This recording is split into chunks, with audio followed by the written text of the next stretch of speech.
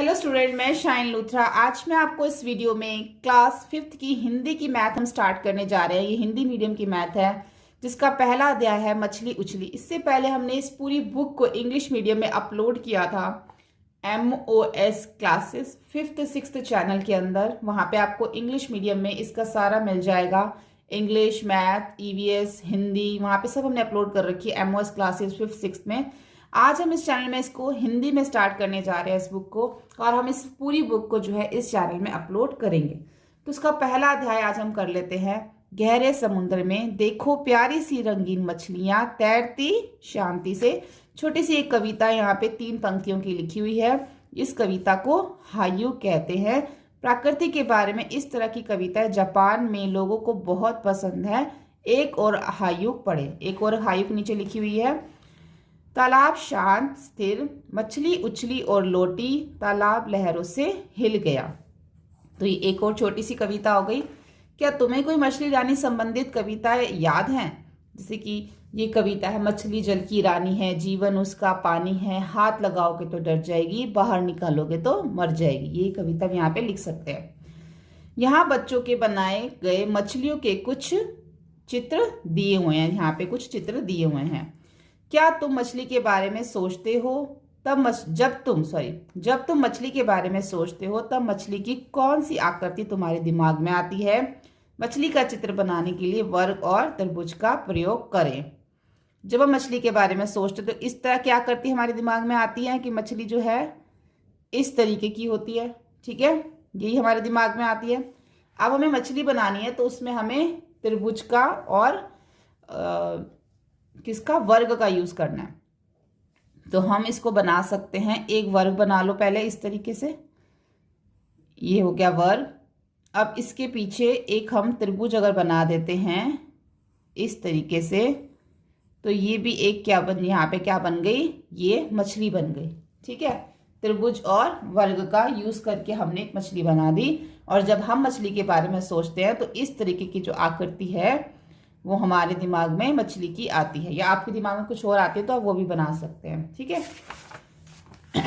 अपने आसपास कपड़ों पर, चित्रों में, दरी आदि पर मछली के डिजाइन ढूंढो।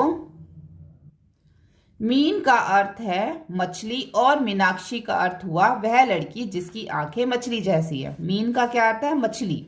और मीनाक्षी का अर्थ है वह लड़की जिसकी आंखें मछली जैसी हैं। क्या तुम ऐसी आंखों वाले किसी व्यक्ति के बारे में सोच सकते हो? एक ऐसा चेहरा बनाओ जिसकी आंखें मछली जैसी हो। कोई भी एक ऐसा चेहरा जिसमें आगे से यहाँ पे बना हुआ ना, ये इसमें आंखें कैसी हैं? मछली जैसी है। मछली अलग अलग प्रकार की हो सकती है। सबसे छोटी मछली लगभग 1 सेंटीमीटर लंबी होती है। क्या तुम अधिक से अधिक कितनी लंबी मछली के बारे में सोच सकते हो? अधिक से अधिक कितनी लंबी सोच सकते हैं? 18 मीटर। ठीक है, 18 मीटर हम जो है अधिक से अधिक लंबी मछली के बारे में सोच सकते हैं। अब तुम्हारी बड़ी मछली सबसे छोटी मछली से कितनी गुना लंबी? यहाँ पे सबसे छोटी मछली कितने सेंटीमीटर की लिखी थी हमने? यहाँ पे लिखी हुई है 1 सेंटीमीटर। सबसे छोटी मछली जो है 1 सेंटीमीटर की होती है। और जो हमने हमने जो सोचा है 18 मीटर सबसे लंबी मछली के बारे में सोचा है, तो जो बड़ी मछली है और जो छोटी मछली है, वो बड़ी मछली छोटी मछली से कितने गुना लंबी है? देखो ये सेंटीमीटर में दे रखा है और हमने लिखी है मछली मीटर के अंदर 18 मीटर में, तो वो कितने गुना लंबी है? पहले तो दोनों को सेम करना पड़ेगा। ठीक है, मीटर को सेंटीमीटर में बदलना पड़ेगा। 1 मीटर के अंदर 100 सेंटीमीटर होते हैं, तो 18 मीटर के अंदर कितने होंगे? 18 गुना में 100, यानी कि 1800 सेंटीमीटर। ये कितना लिखा हुआ है? 1 सेंटीमीटर। ठीक है, यानी कि यहाँ पे कितना आ गया? 1 सेंटीमीटर जो है 1 मीटर में 100 सेंटीमीटर होते हैं। और 18 मीटर में 18 को 100 से गुना करेंगे तो 1800 सेंटीमीटर जो है वो हमारी मछली 1800 गुना लंबी, 1 सेंटीमीटर से 1800 गुना लंबी जो है वो मछली होगी। छोटी मछली से बड़ी मछली 1800 गुना लंबी होगी। सबसे बड़ी मछली व्हेल शार्क है। वास्तव में यह व्हेल नहीं है बल्कि एक बहुत बड़ी मछली है। व्हेल मछलियों से अलग होती है। व्हेल हमारी ही तरह नाक से सांस लेती है। लेकिन मछलियों की नाक नहीं होती और वे पानी लेती हैं, हवा नहीं। व्हेल बच्चों को जन्म देती हैं, लेकिन मछलियां अंडे देती हैं। व्हेल शार्क बड़ी और खतरनाक दिखाई देती हैं, पर किसी को नुकसान नहीं पहुंचाती। वे मनुष्य पर हमला नहीं करती। कि एक व्हेल शार्क 18 मीटर लंबी, जैसे कि ऊपर लिखा था हमने 18 मीटर लंबी है। जरा सोचो ये कितनी लंबी होगी। तुम्हारी लंबाई के लगभग 12 बच्चों को एक के ऊपर एक खड़ा करने से मिलने वाली लंबाई, अंदाजा लगाओ उसका वजन कितना होगा व्हेल का। तुम सभी 12 बच्चों के कुल वजन से बहुत ज्यादा, वजन लगभग 16,000 किलोग्राम है। किसका? व्हेल शार्क का। जो व्हेल शार्क है उसका वजन 16,000 किलोग्राम है। अब इससे रिलेटेड, इससे मिलते जुलते जो क्वेश्चन उन्होंने हमसे पूछे हैं वो यहाँ पे पूछे हैं, ठीक है। अब हमें इनके आंसर करने हैं।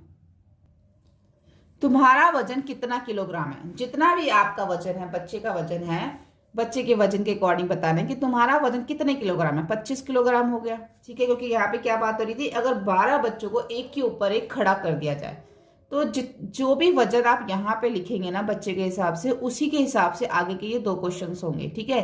तो आप अपनी मर्जी से यहाँ पे 20 किलो भी लिख सकते हो, 24 भी लिख सकते हो, 18 भी लिख सकते हो, 25, 26 भी लिख सकते हो। तो मैंने यहाँ पे लिख दिया 25 किलो। अब इसी के साथ दोनों ये कैलकुलेट होंगे। तुम्हारी ही तरह 12 बच्चों का कुल वजन लगभग, एक बच्चे का वजन कितना लिख दिया मैंने? 25 किलोग्राम। तो 12 बच्चों का वजन कितना हो जाएगा? 25 को 12 से गुणा कर देंगे, 300 किलोग्राम हो गया। यानी कि 12 बच्चों का जो कुल वजन है वो 300 किलोग्राम होगा। अब जो व्हेल शार्क का वजन तुम्हारे जैसे 12 बच्चों के कुल वजन से लगभग कितना ज्यादा है? व्हेल शार्क का वजन कितना दे रखा था? 16,000 किलोग्राम दे रखा था, ठीक है। और 12 बच्चों का वजन कितना निकला था? 300 किलोग्राम निकला था। तो हमें क्या निकालना है कि व्हेल शार्क का वजन जो है तुम्हारे जैसे 12 बच्चों के कुल वजन से लगभग कितना ज्यादा है। तुम 16,000 में से 300 को माइनस करेंगे तो 15,700 हो गया। तो व्हेल शार्क का जो वजन है वो 15,700 जो है 12 बच्चों से वजन से ज्यादा है, ठीक है। अब है मछली की पूंछ। व्हेल और मछली में अंतर देखने के लिए उनकी पूंछों को ध्यान से देखो। तुम देख सकते हो कि मछली की पूंछ उसके शरीर पर सीधी खड़ी होती है, पर व्हेल की पूंछ 2 पैरों के समान दिखाई देती है। क्या तुम तस्वीर में मछली को पहचान सकते हो? मछली का स्कूल। जब बहुत सारी मछलियां इकट्ठी हो जाती है, मछलियों का जब झुंड होता है तो उसको मछली का स्कूल बोलते हैं हिंदी में, और इंग्लिश में बोलते हैं स्कूल्स ऑफ फिश। मछली समुद्र में बड़े बड़े झुंडों में तैरना पसंद करती है, जिसे मछलियों का स्कूल कहा जाता है। झुंडों में होने के कारण उन्हें डर नहीं लगता। वे बड़ी मछलियों से सुरक्षित महसूस करती हैं। क्या तुम अपने स्कूल में सुरक्षित महसूस करते हो? बड़ी मछलियों को डराने के लिए कुछ छोटी मछलियां बहुत सारा पानी पीकर फूल जाती हैं और बड़ी दिखाई देती हैं। जिंसी ने मछली के चित्र बनाने के लिए नीचे दी गई आकृति का उपयोग किया। अब तुम भी इन आकृतियों का उपयोग करके नीचे दिए गए अलग अलग समुद्री जानवर बनाने के लिए करो। इनका प्रयोग करके अलग अलग समुद्री जानवर बनाने का आप कोशिश कर सकते हो। ये जो इनमें कहीं पे रेक्टेंगल, कहीं पे आयत, कहीं पे त्रिभुज, कहीं पे वर्ग, ये सब दे रखा है, तो इनसे आप कोई और समुद्री जानवर बना सकते हो, ठीक है। तो यहाँ पे आ जाता है इनमें से कौन से समुद्री जानवर तुमने पहले देखे हैं। इनमें से जो भी आपने पहले देखे हैं उनका आप नाम यहाँ पे लिख दो। जैसे कि अगर आपने मछली देखी है या केकड़ा देखा है तो उनका नाम आप यहाँ पे लिख सकते हो इनमें से, ठीक है। इनमें से जो भी जानवर आपने देखे हैं उनका नाम आपने यहाँ लिखना है। मछुआरे और उनकी नाव। तुम में से कितनों ने समुद्र देखा है? इसे तुमने कहाँ देखा है? क्या तुमने इसे फिल्म में देखा है या सच में देखा है? तुम्हारे विचार में समुद्र कितना गहरा होगा मालूम करो।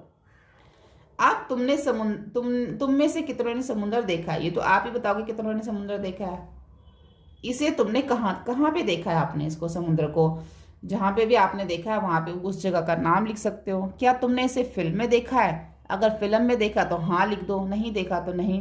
तुम्हारे विचार में समुद्र कितना गहरा होगा मालूम करो। क्या तुम्हें तैरना आता है? क्या तुम्हें समुद्र की ऊंची ऊंची लहरों से डर लगता है? यहाँ पे आपको इसका आंसर खुद देना है। अगर आपको तैरना आता है तो हाँ लिखोगे, अगर आपको समुद्र की ऊंची ऊंची लहरों से डर लगता है तब भी आप इसमें हाँ ही लिखोगे। ठीक है, आगे देखते हैं।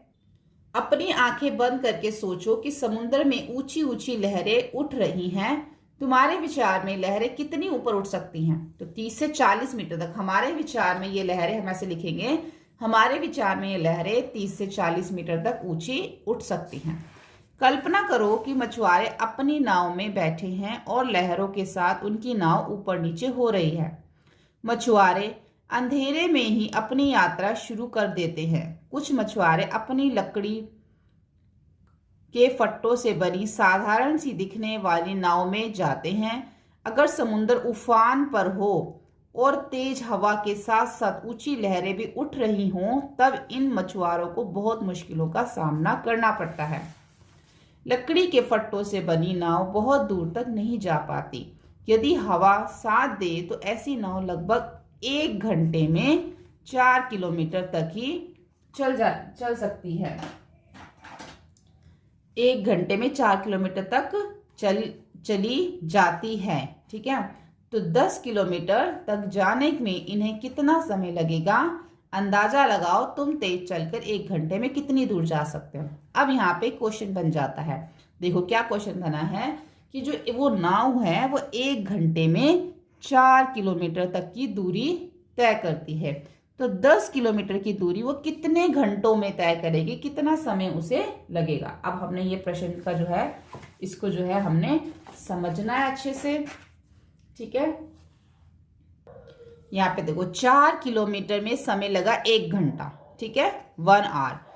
4 किलोमीटर जो समय उसने, जो 4 किलोमीटर में दूरी उसने कितने घंटे में तय करी थी? 1 घंटे में। 1 घंटे का क्या मतलब होता है? 60 मिनट होते हैं। तो हम इसको ऐसे लिखेंगे, 1 घंटे में नाव ने दूरी तय करी 4 किलोमीटर। 2 घंटे में नाव ने दूरी तय करी, 4 को 2 से गुणा कर देंगे, 8 किलोमीटर। हमें कितने घंटे की दूरी निकालनी थी? कितने किलोमीटर की दूरी निकालनी थी? हमें 10 किलोमीटर की दूरी निकालनी थी। तो 8 किलोमीटर की हमारे पास निकल आई है। अब कितने किलोमीटर की रह गई? 2 किलोमीटर की। अब ये चीज देखनी है कि 8 किलोमीटर तक तो हमारी जो है वो निकल आया कि 8 किलोमीटर 2 घंटे में दूरी तय हुई। अब हमें निकालने हैं 10 किलोमीटर, यानी कि सिर्फ 2 किलोमीटर का रह गया। अब आप देखो 4 का आधा कितना होता है? यहाँ पे 2 किलोमीटर, और यहाँ पे 1 घंटे का आधा कितना होता है? आधा घंटा।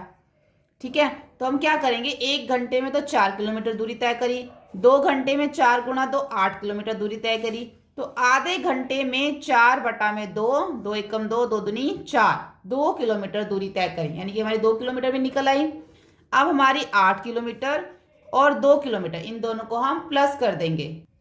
8 और 2 को प्लस करेंगे तो 10 किलोमीटर हो गया, यानी कि 2 घंटे में 8 किलोमीटर और आधे घंटे में 2 किलोमीटर। और आधे घंटे का क्या मतलब होता है? 30 मिनट होता है। ठीक है, 1 घंटे में 60 मिनट होते हैं और आधे में 30 मिनट। तो 10 किलोमीटर दूरी तय करने में लगा समय 2 घंटे 30 मिनट, यानी कि 2 घंटे 30 मिनट में उसने 10 किलोमीटर की दूरी तय करी। अंदाजा लगाओ तुम तेज चलकर 1 घंटे में कितना दूर जा सकते हो। 1 घंटे में 3 से 4 किलोमीटर तक दूर जा सकते हैं। मछुआरे हवा को महसूस कर सकते हैं और सूरज को देखकर अपना रास्ता खोज सकते हैं। हम में से बहुत से तो समुद्र में रास्ता ही भूल जाएंगे। यहाँ पर केवल पानी ही पानी दिखाई देता है और कुछ नहीं। पता करो, सूरज की ओर देखो और पता करो कि वह किस दिशा में उगता है। सूरज पूर्व दिशा में उगता है। तुम जहां कहीं भी हो, देखो तुम्हारे पूर्व में कौन कौन सी मजेदार चीजें हैं।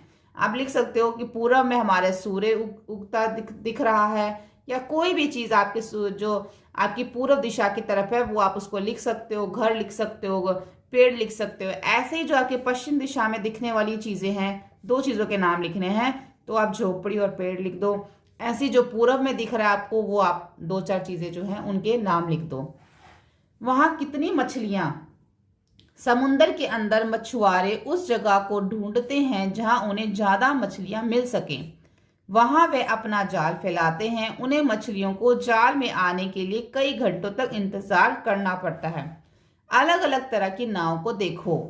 कुछ नाव में मोटर लगी होती है और वे समुद्र में बहुत दूर तक चली जाती हैं। समुद्र में दूर जाकर उन्हें ज्यादा मछलियां मिल जाती हैं। मोटर लगी नाव लगभग 20 किलोमीटर प्रति घंटा तक की चाल से चलती हैं। यहाँ पे अब हमारे फिर से क्वेश्चन बनेंगे। क्या क्वेश्चन बनेंगे? जो मोटर लगी नाव यानी कि जो मोटर नाव है वो 1 घंटे में, प्रति घंटे में कितने किलोमीटर जाती है?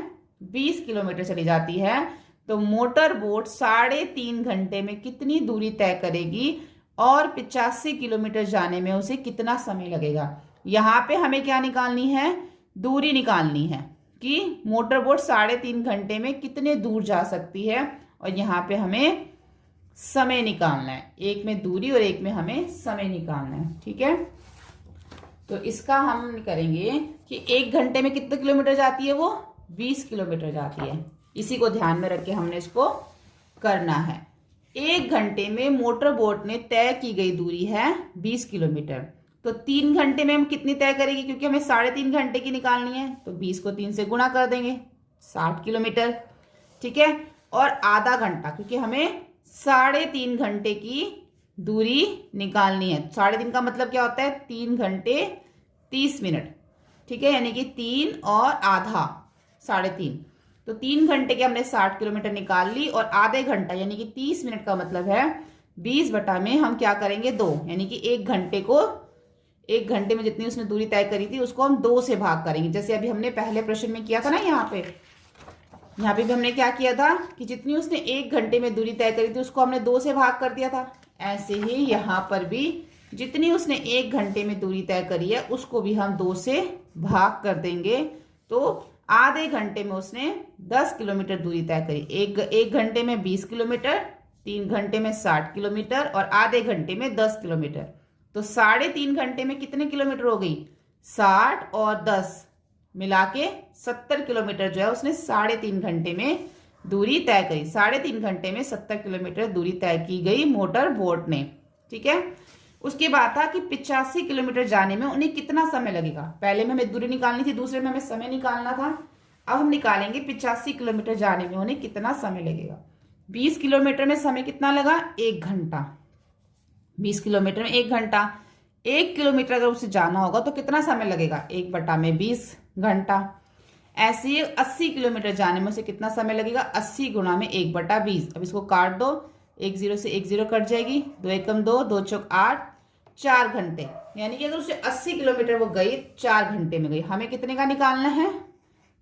85 का। अभी हमारा 80 का निकल आया कि 80 किलोमीटर वो 4 घंटे में जाती है। अभी हमारा 5 घंटे रहते हैं। फिर से अब हम लिखेंगे कि 20 किलोमीटर में समय लगा। पहले हमने घंटे में लिखा था, अब हम मिनट में लिखेंगे। 20 किलोमीटर में समय लगा है 60 मिनट। 60 मिनट कितने घंटे किसके बराबर है? 1 घंटे के बराबर है। ठीक है, 20 किलोमीटर में लगा 60 मिनट, और 1 किलोमीटर में, जैसे हमने पहले लिखा था घंटे में, हम लिखेंगे मिनट में। 1 किलोमीटर में कितना लगा? 60 बटा में 20।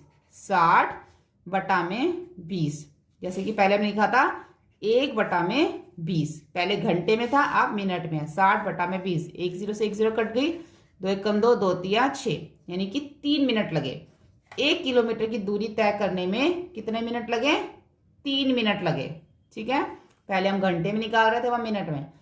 ऐसे ही 5 किलोमीटर की दूरी तय करने में कितना समय लगेगा? 5 को 3 से गुणा कर देंगे, 15 मिनट। यानी कि 5 किलोमीटर की दूरी तय करने में लगेंगे 15 मिनट। 80 किलोमीटर की दूरी तय करने में लगे 4 घंटे। 5 किलोमीटर की दूरी तय करने में लगे 15 मिनट। तो टोटल 85 घंटे की दूरी तय करने में कितने लगे?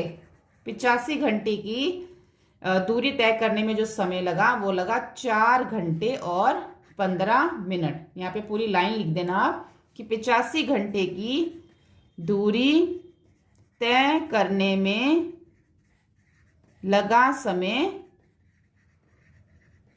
4 घंटे 15 मिनट। ठीक है, इस तरीके से आप लिख देना पूरी लाइन। समझ में आ गई? पहले घंटे में हमने इस तरह से कैलकुलेट किया, फिर हमने इसको मिनट में किया। तो घंटे में 4 आ गया, मिनट में 15, तो 4 घंटे 15 मिनट हो गया। अब आगे देखते हैं।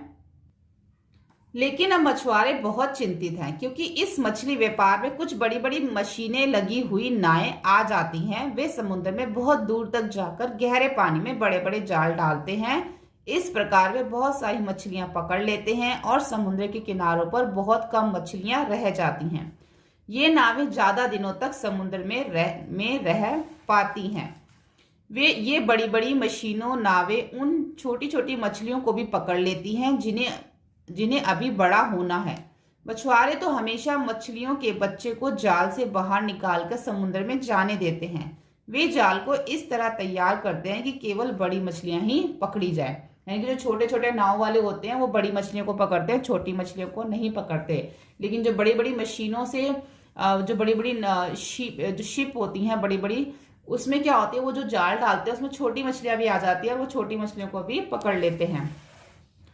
सैकड़ों साल से मछुआरे समुद्र और इसमें पलने वाली मछलियों की देखभाल करते आ रहे हैं। वे समुद्र से बहुत थोड़ी मछलियां ही खाने और बेचने के लिए निकालते हैं। उनका कहना है कि अगर मशीनी नाव द्वारा रोज हमारे किलोग्राम मछलियां समुद्र से निकाली जाएंगी तो वह एक दिन दूर नहीं जब एक भी मछली समुद्र में नहीं बचेगी। नदियों और समुद्र में मछलियों पर पड़ते हुए खतरे पर एक रिपोर्ट लिखो। यहाँ पर आपको नदियों और समुद्र में मछलियों पर पड़ते हुए खतरे पे एक रिपोर्ट लिखनी है। इस रिपोर्ट में आप क्या लिख सकते हो, आप इस तरीके से लिख सकते हो कि नदियां और समुद्र में मछलियों पर बढ़ते हुए खतरे। आजकल मछलियां पकड़ने के लिए छोटे छोटे नाव के स्थान पर बड़ी बड़ी मछलियां नाव का प्रयोग होने लगा है। इन मशीनी नाव के प्रयोग से गहरे समुद्र की मछलियां भी पकड़ ली जाती हैं। इनके प्रयोग से वे छोटी मछलियां भी पकड़ ली जाती हैं जो अभी बड़ी हो रही होती हैं। इनके प्रयोग से बहुत अधिक मात्रा में मछलियां पकड़ी जाती हैं। इन सभी कारणों से मछलियों का अस्तित्व को खतरा है। अब यहाँ पर है किस नाव में कितना आता है। लट्ठों की नाव एक चक्कर में लगभग 20 किलोग्राम मछलियां लाती हैं, लेकिन कुछ और तरह की नावें इसमें ज्यादा मछलियां ला सकती हैं, इससे ज्यादा मछलियां ला सकती हैं, जैसे कि तालिका में दिखाया गया है। तालिका में हर नाव की चाल को भी दिखाया गया है ताकि यह पता चल सके कि हर नाव 1 घंटे में कितनी दूर जाती है। तालिका को देखो और पता करो। हर तरह की नाव 7 चक्कर में कुल कितनी मछली लाएंगी। मोटर बोट 6 घंटे में कितनी दूर जा पाएगी। अगर लंबी पूंछ की नाव 60 किलोमीटर तक जाना पड़े तो वह कितना समय लगेगी। देखो यहाँ पे तालिका इन्होंने यहाँ पे दे रखी है कि जो लट्ठे की नाव है एक चक्कर में मछली पकड़ी 20 किलोग्राम। नाव की जो चाल है 1 घंटे में 4 किलोमीटर प्रति घंटा जो वो है जाती है। ठीक है, तो पहला प्रश्न क्या है कि हर तरह की नाव 7 चक्कर में कुल कितनी मछलियां लाएंगी। तो सबको हमें 7 से गुणा करना पड़ेगा। ठीक है, अगर हम 20 को 7 से गुणा करते हैं तो कितना हो जाएगा 140 मछलियां लाएंगी वो। एक चक्कर में कितनी मछली पकड़ते हैं 20, तो 7 चक्कर में कितनी पकड़ेंगे 140। ऐसे एक चक्कर में 600 तो 7 में कितने पकड़ेंगे 4200। एक चक्कर में 800 तो 7 चक्कर में कितने पकड़ेंगे 5600। एक चक्कर में 6000 तो 7 चक्कर में मशीनी नाव कितना पकड़ेगी 42000। ठीक है, ये लट्ठे की नाव पकड़ेगी 140, लंबी पूंछ की नाव 4200, मोटर बोट 5600 और मशीनी नाव 42000 जो है वो मछलियां पकड़ेंगी 7 चक्कर में। ये तो पहले प्रश्न का आंसर हो गया। मोटर बोट 6 घंटे में कितनी दूर तक जा पाएगी। अब जो मोटर बोट है वो 1 घंटे में कितनी दूर तक जा सकती है। मोटर बोट हर बार 6 घंटे में जो कितनी दूर तक जा सकती है वो हम यहां से देखते हैं। अब हमें जो यहाँ पे लिखा हुआ था नाव की चाल 1 घंटे में तो 4 किलोमीटर की दूरी तय करती है। नाव की चाल 1 घंटे में कितनी दूरी तय करती है 1 घंटे में जो लट्ठे की नाव है वो 4 किलोमीटर दूरी तय करती है। लंबी पूंछ वाली 1 घंटे में 12 किलोमीटर और मोटर बोट 1 घंटे में 20 किलोमीटर और जो है मशीनी नाव 1 घंटे में 22 किलोमीटर। तो अब 6 घंटे में कितनी दूरी तय करेगी। सबको हमें किससे गुणा करना पड़ेगा 6 से गुणा करना पड़ेगा। 4 को 6 से गुणा करेंगे तो 6 घंटे में कितनी दूरी तय करेगी 24 किलोमीटर। 12 घंटे में कितनी तय करेगी लंबी पूंछ वाली 72 किलोमीटर। ठीक है, किलोमीटर। और 20 घंटे में कितनी तय करेगी 120 किलोमीटर और 22 घंटे में कितनी तय करेगी 132 किलोमीटर। तो ये दूसरे का आंसर हो गया। अगर लंबी पूंछ की नाव को 60 किलोमीटर जाना पड़े तो वह कितना समय लगाएगी। लंबी पूंछ की जो नाव है 60 किलोमीटर उसको जाना पड़े, तो अब हमें यहाँ पे क्या निकालना है, अब हमें यहाँ पे समय निकालना है। तो समय निकालने के लिए दूरी बटा में क्या करते हैं, चाल करते हैं। ठीक है, तो लंबी पूंछ की जो नाव है उसको 60 किलोमीटर जाना है, तो उसे कितना समय लगेगा। तो देखो यहाँ देखते हैं, अब जो लंबी पूंछ वाली थी वो 12 किलोमीटर प्रति घंटा चलती है, तो 12 किलोमीटर में दूरी तय करने में लगा समय कितना है, 1 घंटा। 12 किलोमीटर की दूरी तय करने में लगा समय 1 घंटा। तो 60 किलोमीटर की दूरी तय करने में कितना समय लगेगा, 60 बटा में 12, तो 12 एकम 12, 12 पंचे 60, यानी कि 5 घंटे में वो 60 किलोमीटर की दूरी तय करेगी।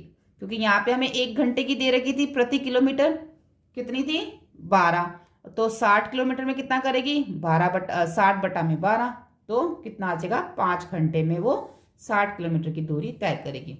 अब आगे करते हैं, कुछ बड़ी बड़ी संख्याएं। गणित का जादू पुस्तक 4 में तुमने लाख संख्याओं के बारे में सुना था जो 100,000 के बराबर होती हैं। तुमने पढ़ा था कि हमारे देश में लगभग 1 लाख ईंट के भट्टे हैं जहां ईंटें बनाई जाती हैं।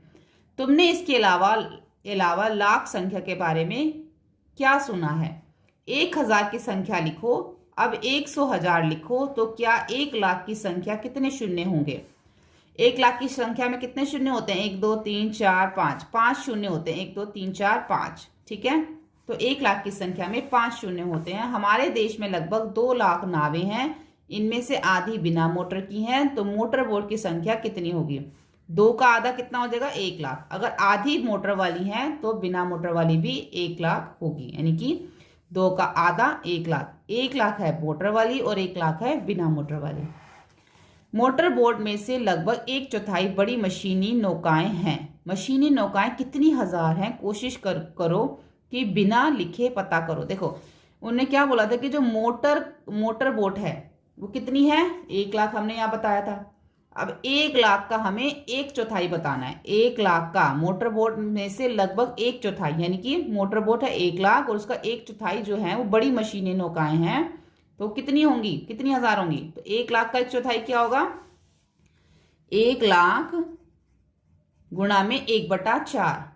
ठीक है, यहाँ पे देखते हैं हम, 1 लाख 1 2 3 4 5 गुणा में 1/4, क्योंकि 1 लाख का 1/4 निकालना है, तो 4 एकम 4 यहाँ पे, और 4 दूनी 8, आगे क्या चला गया 2, तो बन गया ये 20, 4 पंजे 20 और ये 3 0, तो कितना हो गया 25,000 जो हैं वो मशीनी नौकाएं हैं। कितनी हजार है, 25,000।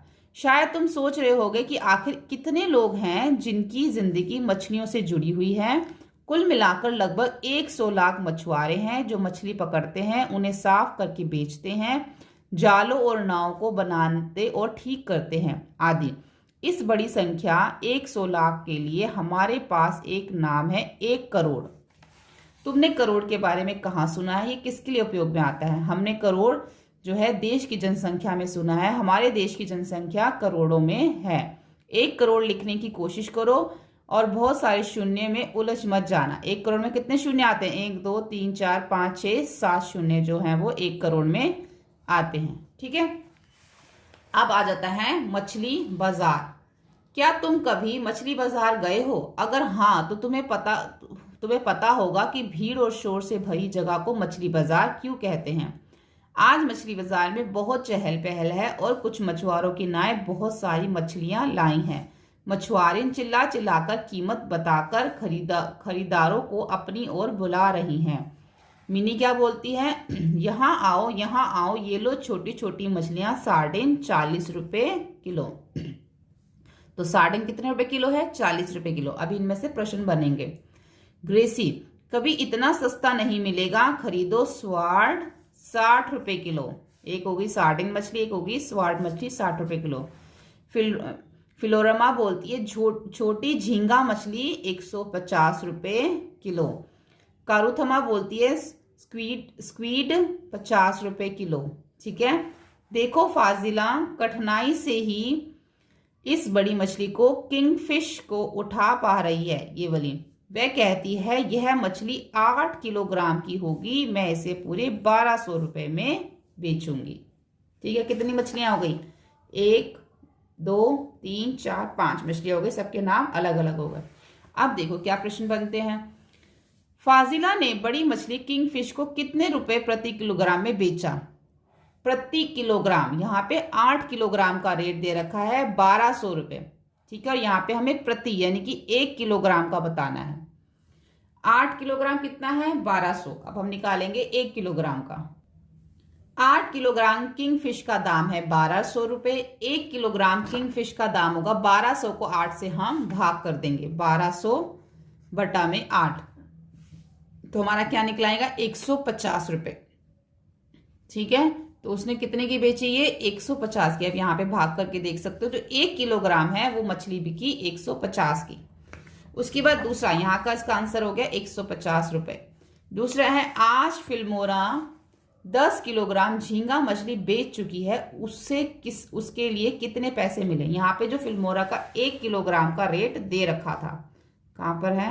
ये रहा, 150 रुपये 1 किलो का। तो उसने कितनी बेची? 10 किलो। तो 150 को किससे गुणा कर देंगे? 10 से। देखो 1 किलोग्राम झींगा मछली का दाम है 150 रुपये, तो 10 किलोग्राम झींगा मछली का दाम होगा 150 गुणा में 10, 1500 रुपये। तो उसने कितने की मछली बेची? 1500 की। तो यहाँ पे आ गया इसका 1500 रुपये। ग्रेसी ने 6 किलोग्राम स्वाडविश बेची और मिनी ने ग्रेसी जितने ही पैसे कमाए। मिनी ने कितने किलोग्राम सार्डिन बेची? ग्रेसी ने क्या बेची? स्वाडफिश बेची और मिनी ने सार्डिन बेची, लेकिन दोनों ने एक समान ही पैसे कमाए। इसने तो 6 किलोग्राम स्वाडविश बेची और मिनी ने कितने किलोग्राम सार्डिन बेची? देखो, जो 1 किलोग्राम स्वाडफिश का दाम है वो है 60 रुपये, तो 6 किलोग्राम स्वाडफिश का दाम कितना होगा? 60 गुणा में 6, 360 रुपये, ठीक है। यानी कि जो ग्रेसी ने जो है मछली बेची, कितने की बेची? ग्रेसी ने 360 रुपये की स्वाडिश बेची, ठीक है। यहाँ पे हम लिख देते हैं, ग्रेसी ने 360 रुपये की 6 किलोग्राम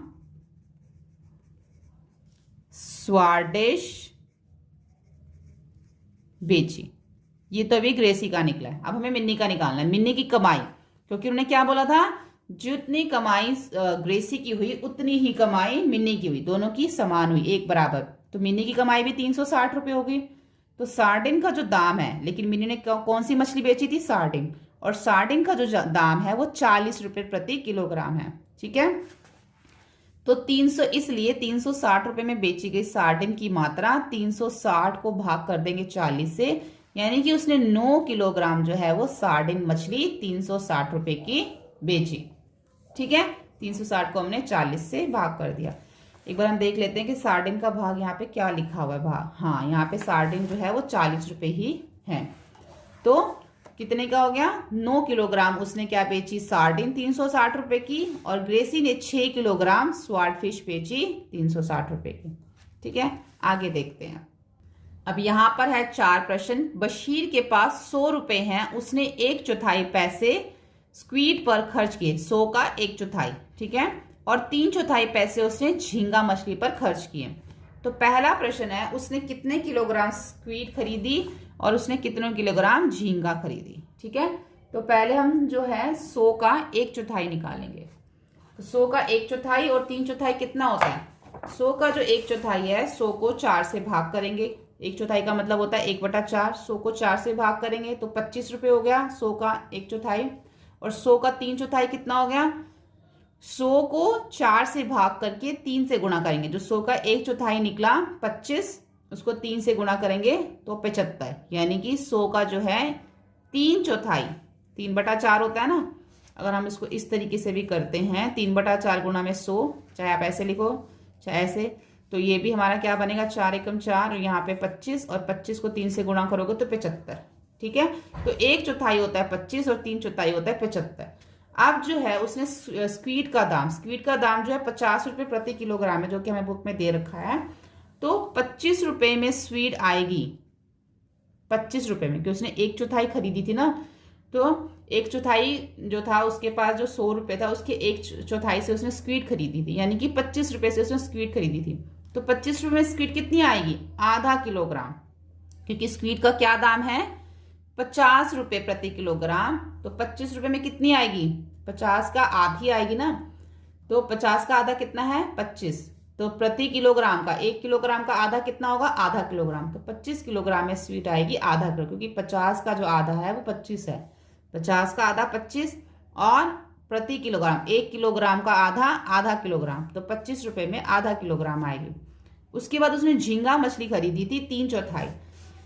3/4 का मतलब था 75 रुपए में। तो झींगा मछली का जो दाम है 150 रुपए प्रति किलोग्राम है। तो 75 रुपए में उसने कितनी खरीदी? ऐसे ही 150 का आधा कितना है? 75, और आधे का आधा कितना हो गया? आधे किलोग्राम का, और उसने जो है 1 का आधा हो गया आधा। जैसे हमने ऊपर वाला किया ना वैसे ही होगा। जैसे 150 का आधा 150 का आधा 75 हो गया, और 1 किलोग्राम का आधा आधा किलोग्राम हो गया। तो 150 रुपए में उसने 150 का आधा हो गया 75, तो उसने 75 रुपए में आधा किलोग्राम झींगा खरीदी। ऐसे उसने 25 रुपए में आधा किलोग्राम स्क्वीड खरीदी। ठीक है, यानी कि आधा आधा किलोग्राम उसने दोनों मछलियां खरीदी। अब आगे देखते हैं। तेजी से बोलने की कोशिश करो, जरा देखो नीचे लिखी पंक्तियों में कितनी जल्दी बोल पाते हो। वह समुद्री किनारों पर समुद्री सिप्पियां बेचती है, उसे पता है कि सिप्पियों वह बेच रही है वे आगे नहीं होगी। तो मछलियों, अब यह है मछलियों का मछली बैंक। अब यहाँ पे बहुत सारे क्वेश्चंस बनेंगे हमारे, इसको ध्यान से समझना। मछली बैंक की बैठक अभी शुरू ही हुई है, फाजिला इसकी अध्यक्ष है। 20 मछुआरों ने मिलकर अपना बैंक बनाया। किसने बनाया बैंक? 20 मछुआरियन, जो लेडीज है 20, वो मछली पकड़ने वाली, उन्होंने अपना बैंक बनाया। हर एक 25 रुपए हर महीने बचाती है और बैंक में जमा कर लेती है। जो भी वो कमाई करती है उसमें से 25 रुपए बचा के वो बैंक में जमा कर लेती हैं। यह समूह प्रति माह कितना पैसा इकट्ठा करता है और 10 साल में कितना पैसा इकट्ठा होगा? ठीक है, हर एक सदस्य प्रति माह 25 रुपए इकट्ठा करता है। माह मतलब हर महीने। तो 20 सदस्य का समूह प्रति माह कितने पैसे इकट्ठा करेगा? 25 को 20 से गुणा कर देंगे, यानी कि 500 रुपए हर महीने इकट्ठे करती हैं। ये 20 सदस्य मिलके हर महीने कितने इकट्ठे होते हैं? 500 रुपए। ठीक है, अब उसके बाद 10 साल में कितना पैसा इकट्ठा होगा? 500 को हम किससे गुणा करेंगे? देखो, समूह 10 साल में पैसा इकट्ठा करेगा। कितना इकट्ठा करेगा? यहां पर हमें 10 साल का निकालना है। तो एक साल में 12 महीने होते हैं, तो 10 गुणा में 12 कितना हो जाएगा? और उसको फिर 500 से गुणा कर देंगे। 10 गुणा में 12 हो जाएगा 120। 120 महीने, सॉरी यहाँ कितना बताना है? 10 साल का। हाँ, तो 10 साल में 120 महीने हो जाएंगे। तो 120 को जब हम 500 से गुणा करेंगे तो हमारा आएगा 60,000 रुपये, यानी कि 10 साल में 60,000 रुपये इकट्ठे हो जाएंगे। एक महीने में कितने होंगे? 500 रुपये होंगे। 10 साल में 60,000 रुपये इकट्ठे हो जाएंगे। ठीक है, अब आगे जो है, ग्रेसी को जाल खरीदने के लिए पैसे चाहिए। झांसी और उसकी बहन लट्ठे की नाव खरीदना चाहती है। ग्रेसी को क्या खरीदना है? जाल। और झांसी और उसकी बहन को लट्ठे की नाव खरीदना चाहती, इसलिए वे अपने बैंक से कर्ज ले रही हैं। वे ब्याज के साथ पैसा वापस करेंगी। ग्रेसी ने जाल खरीदने के लिए 4,000 रुपए का कर्ज लिया। उसने 345 रुपए हर महीने का 1 साल तक वापस दिए। 1 साल तक तो वह कितने पैसे बैंक को वापस करेगी? तो ग्रेसी ने कर्ज कितना लिया? 4,000 रुपए का, और उसने हर महीने 345 रुपए जो है वापस दिए। तो पूरे 1 साल का उसने कर्ज लिया था। तो कितने पैसे वापस करेगी? 345 को 12 से गुणा करेंगे। 1 साल का कर्ज लिया था। 1 साल का मतलब होता है 12 महीने। तो इसको 1 साल 12 महीने से गुणा करेंगे तो 4,140 रुपये वो उसको वापस करेगी। यानी कि 4,000 रुपये उसने लिए और 4,140 रुपये उसको वापस करेगी।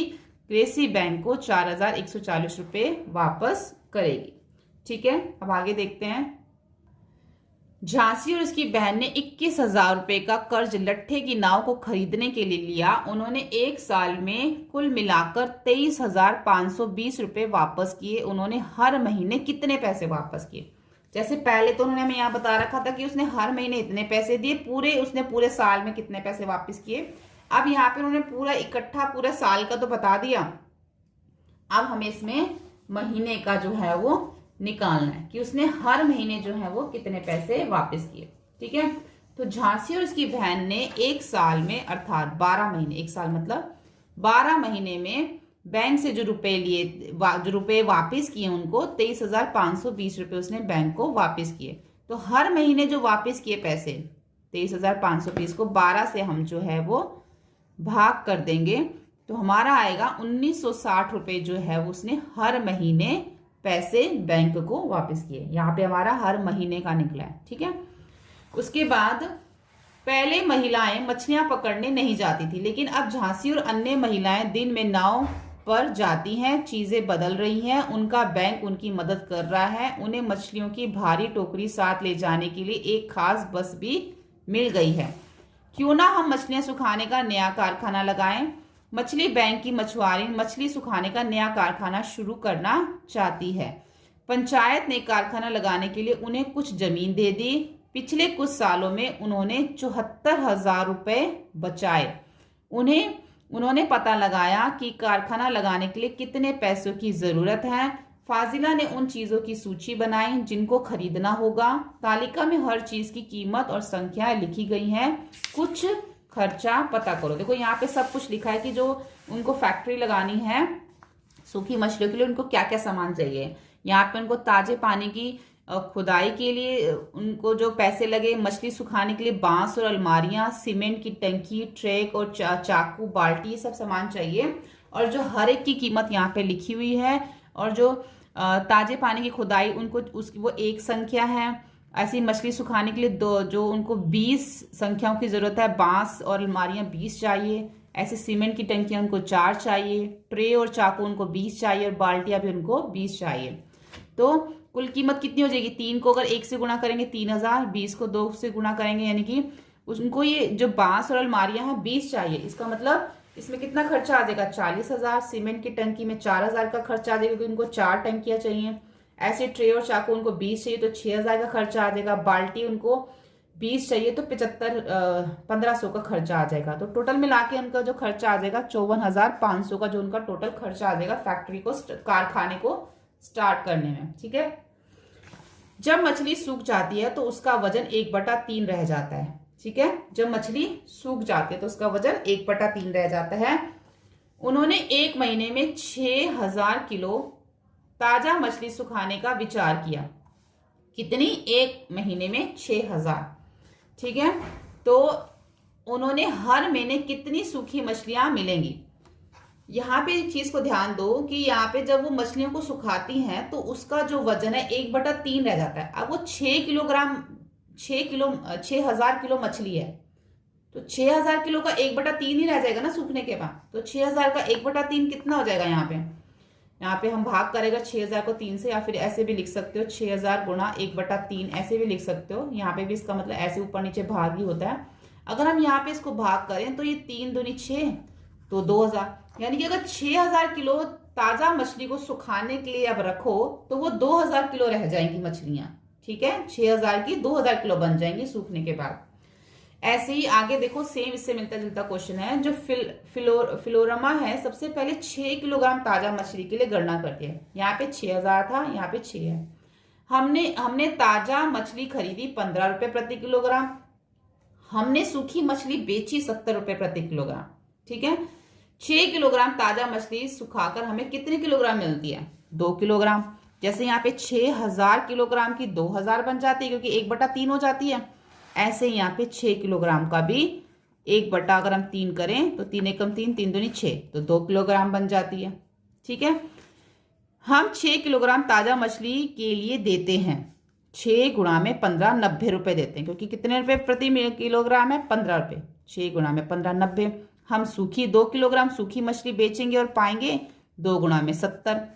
2 किलोग्राम 2 गुणा में 70, 140 रुपए मिलेंगे उसको। जब उसने 6 किलोग्राम ताजा मछली के लिए देती है, जब उसने ताजा मछली 6 किलोग्राम खरीदी तो उसको कितने की मिली? 90 रुपए की। और जब उसने 2 किलोग्राम सूखी मछली बेची तो उसको कितने पैसे मिले? 140 रुपए। यानी कि उसने 90 रुपए दिए और 140 रुपए उसे मिले। ठीक है, अतः हम 6 किलो ताजा मछली सुखाएं तो हम पाएंगे 140 माइनस में 90, यानी कि हम 50 रुपए उसमें कमाएंगे। ठीक है, यानी कि उसने कितने की मछली ली, 90 रुपए की मछली ली, उसको सुखाया और 140 रुपए की उसको बेच दी। उसने ली कितने की, उसने 6 किलो ली थी और बेची उसने कितनी, 2 किलो बेची। 6 किलो उसने 90 रुपए की ली और 2 किलो उसने 140 रुपए की बेची, तो उसे कितने मिलेंगे, 50 रुपए उसने जो है उसमें कमाए। लेकिन अगर हम 6000 किलोग्राम सुखाएं तो हमें क्या मिलेंगे, अगर हम 6000 किलोग्राम सुखाएं तो हम 50 को गुणा कर देंगे 1000 से, तो हमें मिलेंगे एक महीने में 50,000 रुपए। ठीक है, क्योंकि जो 6 किलोग्राम मछली सुखाने पे वो 2 किलोग्राम बन जाती है, यानी कि 90 रुपए की खरीदते हैं, 140 की बेचते हैं, तो 50 रुपए का फायदा होता है। ऐसे अगर हम 6000 किलोग्राम मछली करेंगे तो वो 6000 किलोग्राम अगर हम सुखाएंगे तो वो 2000 किलोग्राम बन जाती है ना। तो 2000 को अगर हम करेंगे 70 से अगर हम 6000 किलोग्राम मछलियां सुखाएंगे तो वो कितनी बन जाएंगी, 2000 किलोग्राम बन जाएंगी।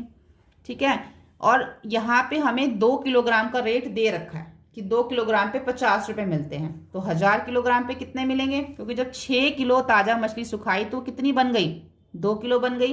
देखो हमने यहां से कैलकुलेट करना है कि 6 किलोग्राम जो मछली है वो 90 रुपए की खरीदी और 2 किलोग्राम सूखी मछली 140 की बेची, तो 50 रुपए का फायदा हुआ। तो 1000 मछलियों पे कितना फायदा होगा, 50 को 1000 से गुणा करेंगे तो 50,000 रुपए एक महीने में फायदा होगा। ठीक है, वे सभी इस योजना से बहुत खुश हैं, सब के सब अच्छी कमाई कर सकेंगे और हर एक महिला को अपने लिए एक काम के बदले में तनख्वाह मिलेगी। झांसी, मैंने पता लगाया है कि हमें हर महीने 6000 किलोग्राम मछलियों के लिए 1500 किलोग्राम नमक की जरूरत पड़ेगी। नमक की कीमत 2 रुपए प्रति किलोग्राम है। ठीक है, अब नमक 1500 गुणा में 2 यानी कि 3000 रुपए का तो नमक ही हो जाएगा, क्योंकि 1500 किलोग्राम नमक की जरूरत पड़ेगी। ठीक है, और 2 रुपए प्रति किलोग्राम वो है, तो 15 गुणा में 2 3000 रुपए का नमक हो गया। पैकिंग और बस का किराया भी 3000 रुपए पड़ेगा।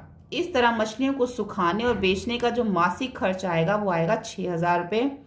फाजिला, कितना अच्छा लग रहा है, हमारी गणना से पता चलता है कि हर महीने हमारा बैंक 44,000 रुपए कमाएगा। देखो क्या तुम्हारा उत्तर सही है। यहाँ पे हमने क्या बताया था, 5,000 रुपए, यहाँ पे हमारा क्या निकला था, 50,000 रुपए निकला था ना। 6000 किलोग्राम मछली को सुखाने पे 50,000 रुपए एक महीने में कमाएंगे। और खर्चा कितना आ रहा है एक महीने के अंदर, नमक का और बस का मिला के 6000 रुपए खर्चा आ रहा है, तो 50,000 रुपए कमाएंगे और 6000 रुपए खर्चा आएगा, तो 44,000 रुपए जो है वो किसको मिलेंगे, हर महीने हमारा बैंक 44,000 रुपए कमाएगा। ठीक है, तो यहाँ पर हमारा ये पूरा का पूरा जो है एक अध्याय, पहला अध्याय कंप्लीट हो जाता है। आने वाली आगे की वीडियो में हम इसके सभी चैप्टर अपलोड करेंगे और आप पूरे चैप्टर जो है एक वीडियो में देख सकते हैं। अगर आपको हमारी ये वीडियो हेल्पफुल लगे तो प्लीज़ आप इसे लाइक, शेयर एंड सब्सक्राइब करें।